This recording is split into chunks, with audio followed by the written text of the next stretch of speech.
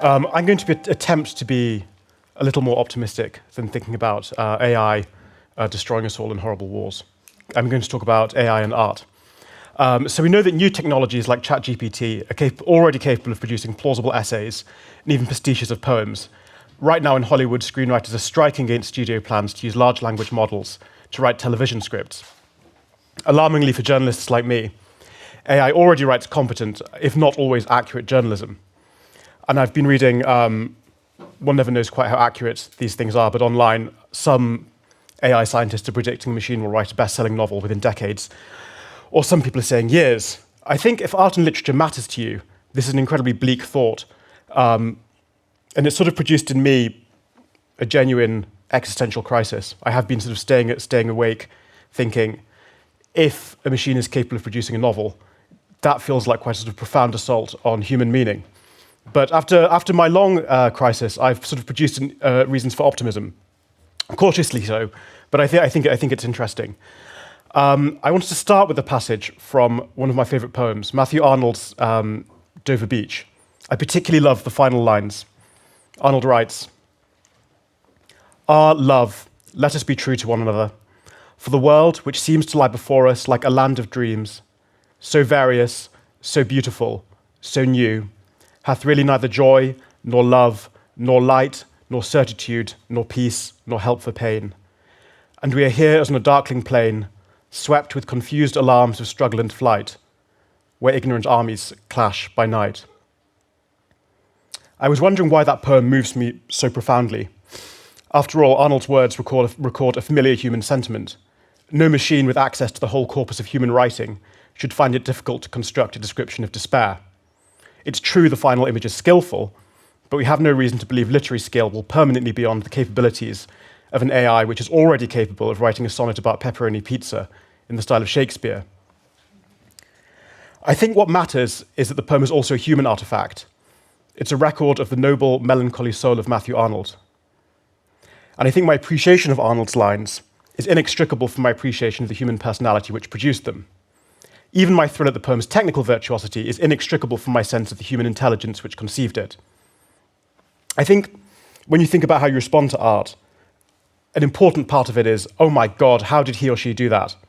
Part of the excitement of reading poetry or looking at a painting is the excitement of watching a human talent pushed to its utmost. The feeling, I think, is not actually that dissimilar from the way that our appreciation of athletics derives from the fact that we are interested in what the human body can be made to do at its extremes. And in fact, at the original Olympic Games, there were prizes for poetry as well as sport. I guess you might think that it's true that you could write a great poem using artificial intelligence, but equally the competitors in a 100-meter race could augment their physical skill by getting in a car and driving to the finish line. But I think there's an argument that would be a different race, and the existence of Formula One has not diminished the appeal of the 100-meter sprint.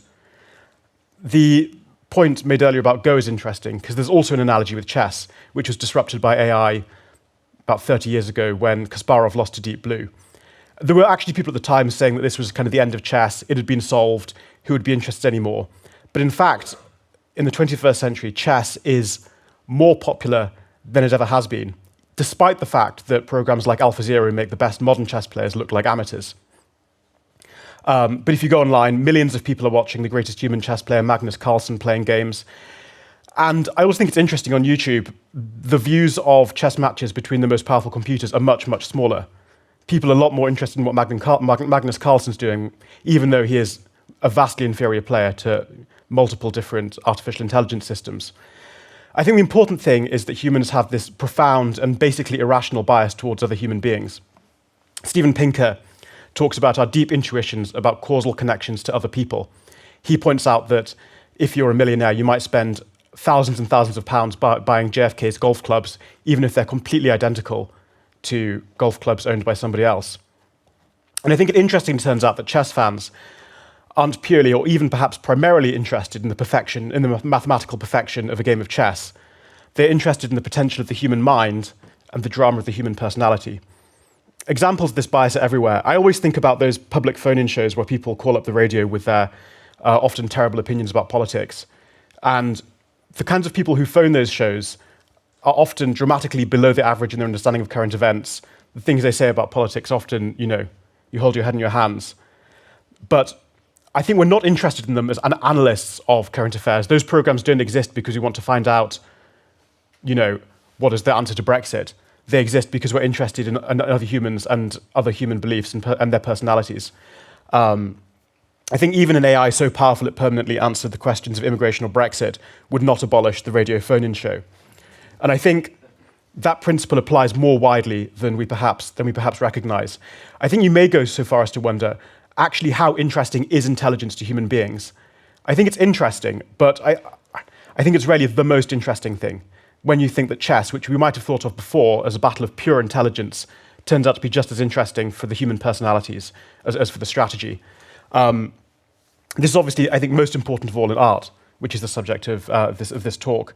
There's a great, Philip Larkin described poetry as permanent communication. He said that he wrote poems to preserve things I've seen, thought, and felt. Tolstoy says something similar in his treatise, What is Art? Tolstoy says, art begins when a man, with the purpose of communicating to other people a feeling he once experienced, calls it up again within himself and expresses it by certain external signs. And I think you can ask, if a work of art does not preserve a human experience, is it even a work of art at all? Dover Beach is a consoling, not a depressing poem, because we understand that it preserves a feeling once felt by a human being. There's a great quote in Alan Bennett's play The History Boys. The best moments in reading are when you come across something, a thought, a feeling, a way of looking at things, which you had thought special and particular to you. Now here it is, set down by someone else, a person you have never met, someone even who is long dead, and it is as if a hand has come out and taken yours.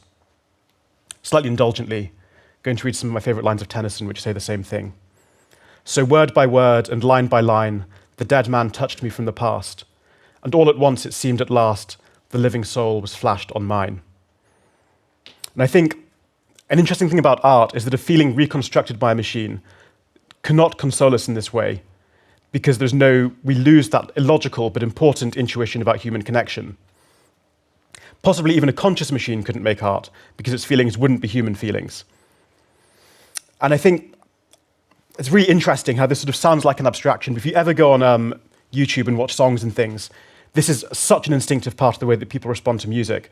I was watching a Mozart opera on YouTube the other week, and I was really struck. The most overvoted comment, this is the thing that someone wanted to say about this piece of music, absolutely moves me to tears every time I hear it.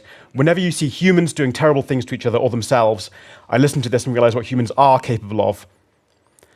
And I think that just shows how completely instinctive that sort of human response to art is for us. And I'm not sure that can be recreated by a machine. I think another interesting sort of point about where we are in culture at the moment is David Shields has this famous phrase, reality hunger, which describes what he calls the sort of 21st century yearning for the authentic and the real. And it's really interesting. Sales of literary fiction are currently declining, but the memoir is the sort of the boom product in publishing. Soap operas are, in the UK certainly, very small viewerships compared to what they once had. Reality television has taken over.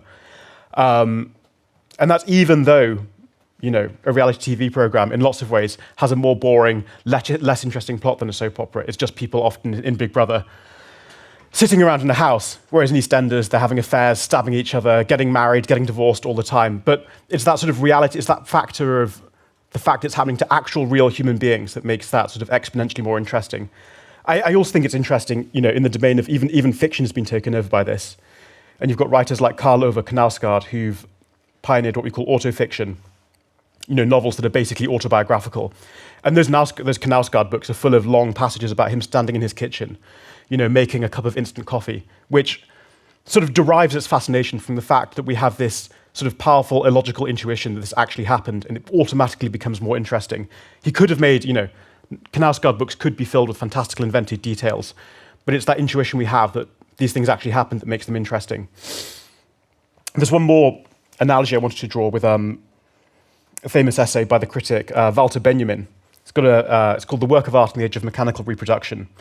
And this was written in the early 20th century when people were having sort of similar anxieties about whether art would matter in an age when you could have a machine that could reproduce, 1,000 images of Van Gogh's sunflowers. And if everybody has Van Gogh's sunflowers, a reproduction of it hanging in their living room, does the original artwork matter at all? And Benjamin says, this sort of mass reproduction of images would sort of fundamentally devalue the kind of magical aura that surrounds the original artwork.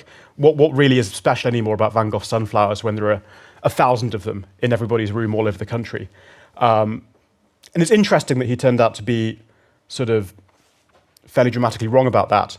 The mass reproduction of images didn't devalue artworks. Van Gogh's sunflowers is, among the most valuable paintings in the world. People flock to see it. And it derives its value from this sort of incredibly illogical human intuition about the fact that this is the painting that sort of preserves this contact with this original human genius that was Van Gogh. And I think so much of art is, actually less than we have learned to expect about this is in itself a beautiful object.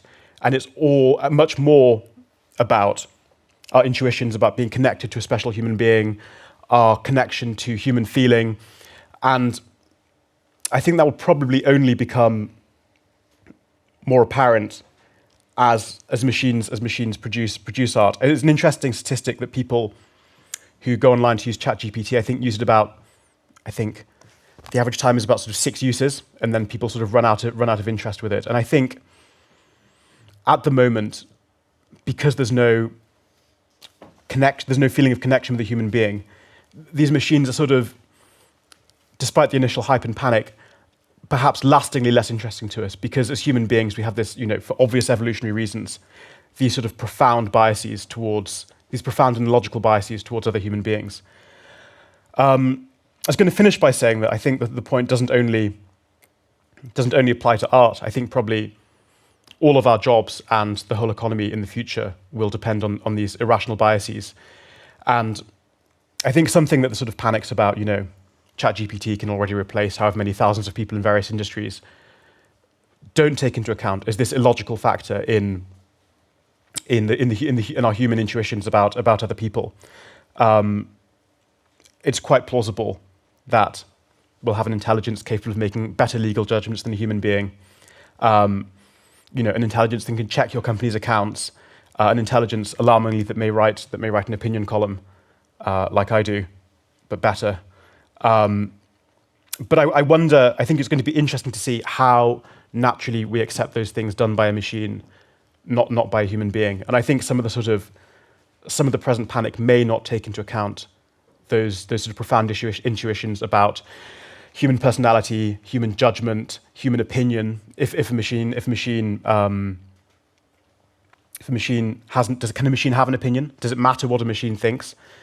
Something I always notice now, whenever I write anything, I'm sort of thinking, could a machine do this? In my paranoid way. And you realize that any text that I write and any text that an author writes, we're sort of endlessly human. We're endlessly referring to human experiences. In an opinion column, I spoke to a friend the other day. I went to see this film, and I think we can underestimate ourselves and underestimate how, in 1,000 ways that we sort of forget to see because it's so natural, there's a sort of human instinct all the way through our communication and our speech, and obviously more than anything in our art, which is why, somewhat uncharacteristically, I'm choosing to be, in this respect at least, cautiously optimistic.